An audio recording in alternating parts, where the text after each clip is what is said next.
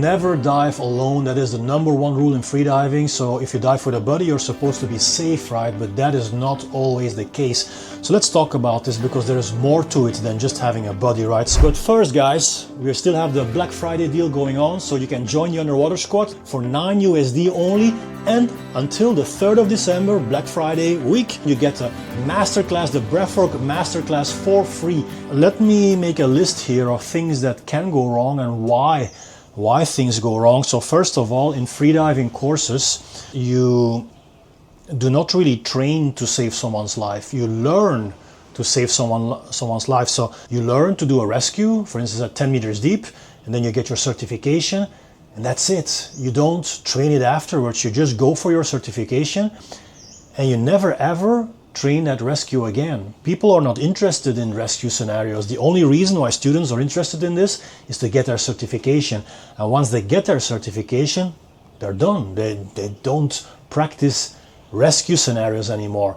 So that is a huge mistake and a huge problem, because now you're diving with someone who is certified, who is supposed to be able to rescue you, but can this person really rescue you? So in freediving we have different levels. Let's say starting from master level, this person is this diver is supposed to be autonomous, meaning that he or she should be able to rescue and save a person that is lower level freediver. Let's say in level 1 or 2, ADA 2, ADA 3, SSI 1, SSI 2.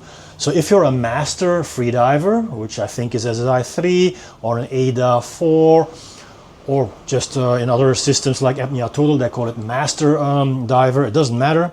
If you're a master freediver, you're supposed to be able to do proper safeties and rescues. But is this always the case in reality?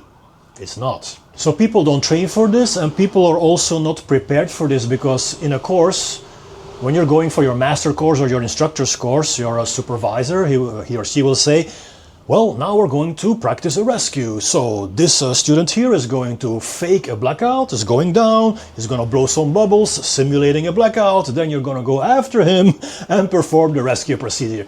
So that's not a realistic scenario. Blackouts in reality, when they happen under way different circumstances. You don't get a warning sign, right? There's no one telling you, be careful now, be alert, because this person is going to blackouts. No, that's not happening. So people don't recognize those signs. People are not prepared for this. And then we need to talk about panic as well.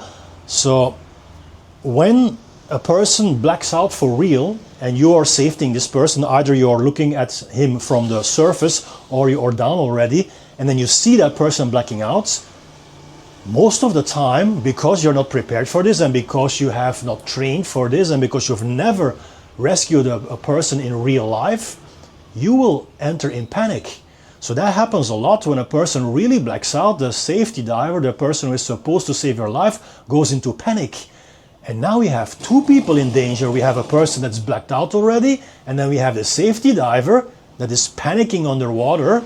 If you're panicking, you don't know how you're going to react, right? So best scenario here is that we have a third person who looks over the person who is supposed to be the safety. So all of this, guys, comes down to experience and being exposed to these situations. If you've never been exposed to a real situation, a real life blackout, and then this happens for the first time, that is something that elevates your heart rate.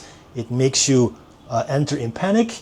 And sometimes people cannot even equalize because they're so stressed out. So let's say you're on the surface and you see your buddy 10 meters deeper blacking out. Now you have to go duck dive and equalize, but if you're panicked, you can barely hold your breath. You can barely hold your breath for 10 seconds, let alone you will have a proper duck diving technique or finning technique.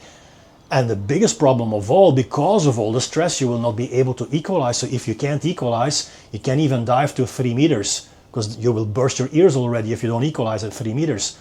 So there goes your rescue, right? Another thing to keep in mind is that there is a difference between high CO2 or low O2, which is hypoxia. So what causes the blackout? It is hypoxia, lower O2. But some people are not experienced enough and they can't spot the signs of hypoxia. And sometimes a diver doesn't have hypoxia at all, but is experiencing high levels of CO2 and might, because of that, be a bit panicked or have like sloppy technique, or make some certain movements that you're not supposed to make because your CO2 is so high and you freak out. And that can be misinterpreted as hypoxia. Now, hypoxia is very different from high CO2. So a diver, when he or she gets hypoxic, you can show that, well, you're not doing this deliberately, of course, it goes automatically, so wide open eyes, like this. You should spot that. So as a safety diver, when you see your buddy, your diver, doing something like this, I'm going to come close to the camera. I hope we got it. When you see that, that's definitely a sign of hypoxia, and then you should be very alert, and you should actually grab the diver already and escort him towards the surface. Another sign is uncontrolled movements, suddenly the technique that doesn't look okay anymore, or sudden stops in ascending. So when you suddenly stop going up, because blackouts most of the time happen when you go up, right? Shallow water blackout in the last 5 or 10 meters when you go up. So you're going up and then suddenly you stop. Let's say you're doing free immersion and you stop pulling the rope. That can be a sign of hypoxia. So as a safety diver, you need to be able to spot that. And when you see that, immediately grab the diver. What else can go wrong? Well, let's say you have escorted your blacked out diver to the surface. You perform your rescue protocol, but he or she does not wake up and there's no one around. So what you have to do, you have to bring this diver towards the nearest boat, or if there is no boat, towards the shore. So you have to tow your blacked out diver to the first person that you can meet there, which is hopefully a boat and a boat captain or your fellow divers on the boat. But if you've never done that, if you have never swam with another person in your arm, holding another person, and you have to swim with your other arm, if you never tried this, and you are already stressed out because you have a person that is not responding, a person is blacked out right here, and you have to swim, tow this person a long distance towards the boat or the shore, imagine how you will feel like.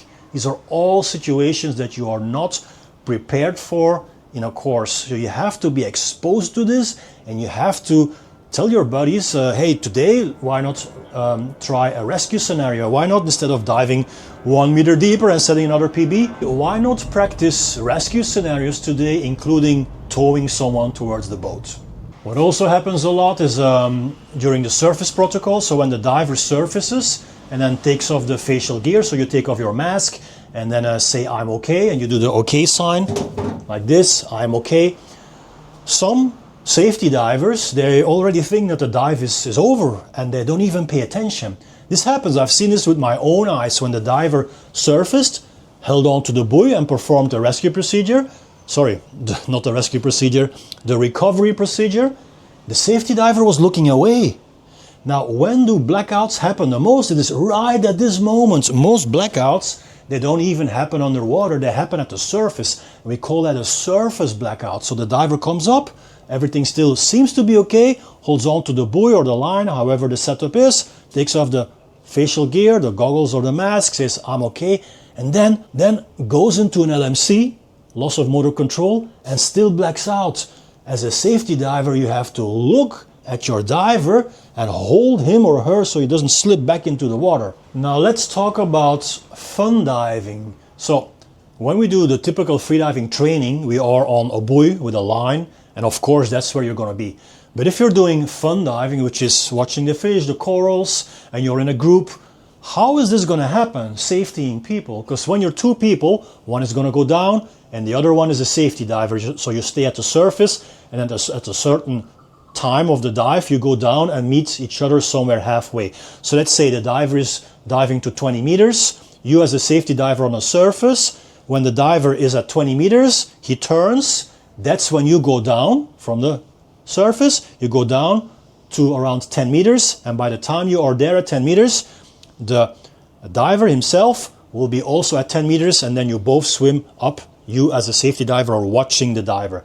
That's how it happens in a typical freediving scenario on the line. But how about fun diving? How about when you're with a group and you're with like 10 people? Who is going to watch who? Have you ever been in such a situation? The safety, the way safety is done there is sometimes hilarious. I mean, it's not hilarious at all. It's sad, because sometimes all the freediving safety rules are just thrown out of the window. So when you are in such a situation, it happens a lot that some divers go a little bit further away from the group, and the group doesn't really see them anymore. And while, if you look at it from a distance, it looks like everyone is together, in reality, there's a lot of solo dives going on there. There's a lot of people who are diving down, and the nearest buddy is like 5 meters away or 10 meters away or even further. So you go down and actually no one knows you're down, and then you go back up and no one is really watching you. So what happens a lot is that these group fun dives are actually disguised solo dives. So that's super dangerous, and when accidents happen, it happens a lot during those fun dives, where one diver gets a little bit further away from the other divers, and then sometimes it can take half an hour before you realize, hey, we're missing someone.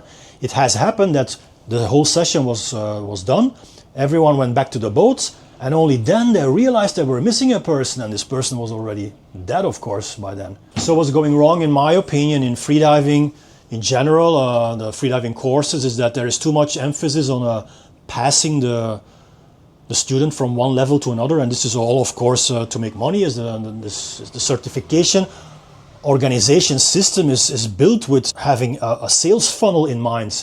It's a business. I mean, I can't blame it, because businesses have to make money, but there should be way more focus on safety, and safety should be trained way more in courses and in training sessions in between those courses. So let's say you have done your whatever, SSI 1, what people do is immediately go to SSI 2. No, they should train in between, and they should be exposed to rescue scenarios, and they should practice rescues, and even better, they should be with higher level freedivers, but in reality that is very difficult to practically organize this. But they should be there. I mean, ideally would be, as a beginner freediver, that you are in a setting where a freediver blacks out. I know I just said ideally, and it's not ideal to black out, but if you as a beginner witness a real blackout and you see another advanced freediver rescuing that person, then you're there and you feel the energy and you learn things that you can never learn in a freediving course. So you need to be exposed to these situations, and I think that's what is going wrong in freediving courses. They pass the student too fast from one level to another.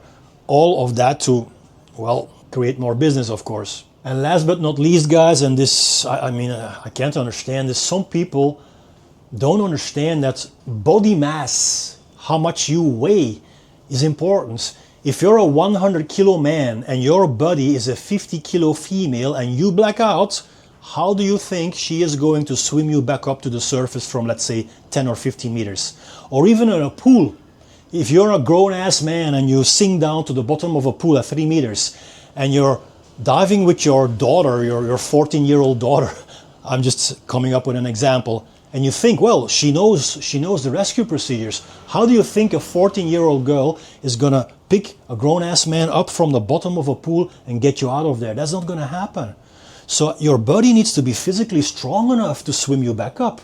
So you need to have people that are more or less the same size as you. Guys, if you want to learn how to hold your breath longer and train CO2 tolerance, join my underwater squad, skool.com/underwater squad. The link is in the description. We all train our breath hold together. You are part of a community. You can join for $9 USD only. Link in description. See you there. Peace in every breath.